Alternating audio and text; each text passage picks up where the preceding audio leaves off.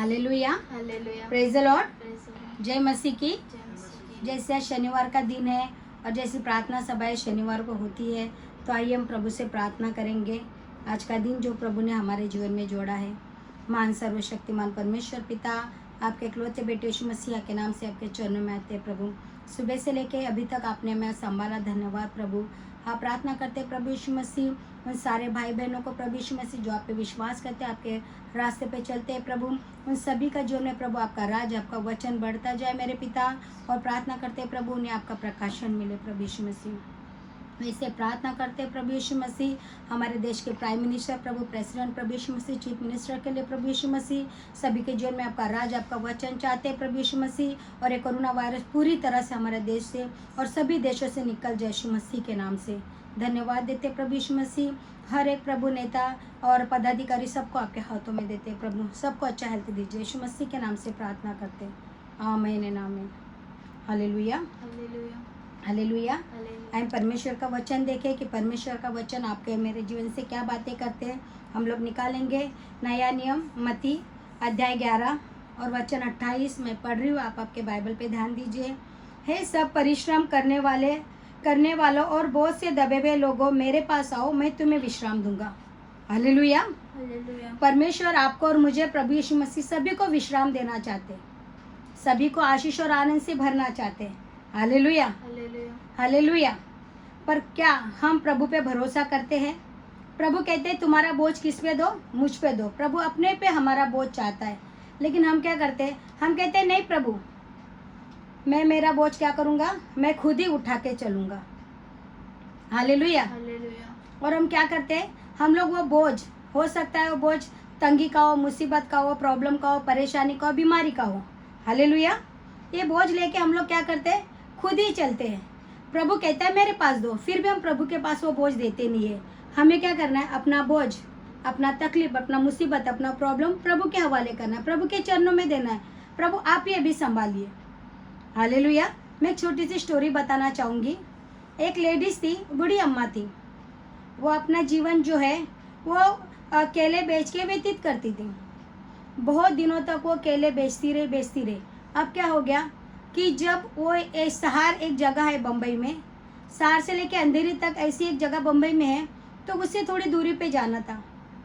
बहुत परेशान थी, पसीना आया था और सर पे केले की टोकरी उसके सर पे थी। एक लेडीज वहाँ से गाड़ी लेके आई और उसे उस बूढ़ी अम्मा को देख के बहुत दया, बहुत तरस आया। हालेलुया। हालेलुया, और वो तरस से भर गई लेडीज और उसने कहा आइए अम्मा, आप यहाँ पर बैठ जाइए मेरे गाड़ी में, अब मैं आपको छोड़ दूंगी जहाँ आपको जाना है। वो बोली ठीक है बेटा। और वो क्या की, गाड़ी पे बैठ गई गाड़ी के अंदर। लेकिन उसने जो उसके सर का जो बोझ है वो उसने उतार के उस साइड में रखा नहीं, उस सीट पे। और क्या हो गया, जैसे उसका स्टॉप आ गया, वो बूढ़ी अम्मा उतर गई और उसने क्या किया, वो बोझ अपने सर पे ही रखा था। कहने का मतलब ये स्टोरी बहुत छोटी है, लेकिन कहने का मतलब ये है कि उसको उस लेडीज ने मदद की, तो उस बूढ़ी अम्मा ने क्या करना चाहिए था? अपनी केले की टोकरी उतार के उस सीट पे रखनी चाहिए थी, लेकिन उसने ऐसा किया नहीं। उसने ऐसा नहीं करने के वजह से क्या हुआ, बोझ उसके सर पे ही रह गया। तो उसका क्या फ़ायदा हो गया उस गाड़ी में बैठ के? हालेलुया। हालेलुया, परमेश्वर कहता है, प्रभु यीशु मसीह कहता है कि अपना सारा बोझ, सारा तकलीफ, सारा परेशानी, सारा प्रॉब्लम मुझे दो, मैं सब कुछ ठीक करूँगा। जब हमें लगता है कि सब कुछ बिगड़ रहा है, सब कुछ बिगड़ रहा है, हम इतना प्रार्थना करते हैं लेकिन बातें विपरीत ही हो रही, लेकिन विश्वास प्रभु पे करना है कि प्रभु उसमें से भी भलाई उत्पन्न करने वाला है। हालेलुया। हालेलुया, विश्वास को डगमगने नहीं देना है। एक लेडीज थी और वो लेडीज थी, बहुत गरीब थी, बहुत तकलीफ में थी। उसने प्रभु यीशु मसीह के नाम को जाना, उसने प्रार्थना की और प्रार्थना करके उसके पास घर नहीं था, द्वार नहीं था, कुछ भी नहीं था। क्या हो गया? प्रार्थना के द्वारा प्रभु यीशु मसीह ने क्या किया, उस लेडी ने अपना बोझ प्रभु यीशु मसीह पे दिया। प्रभु यीशु मसीह ने उसको घर दिया।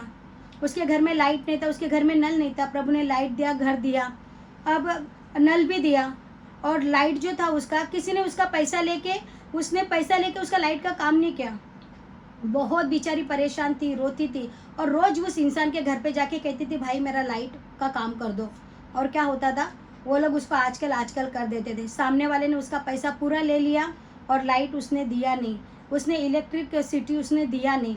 और वो लेडीज रोती रही।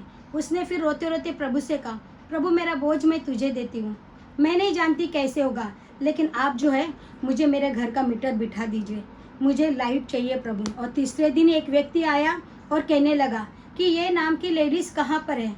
तो वो लेडीज़ बोली हाँ मैं हूँ। तो वो लोग उसका मीटर बिठा के गए और उसके घर में रोशनी आ गई, लाइट आ गई उस लेडीज़ के घर पे।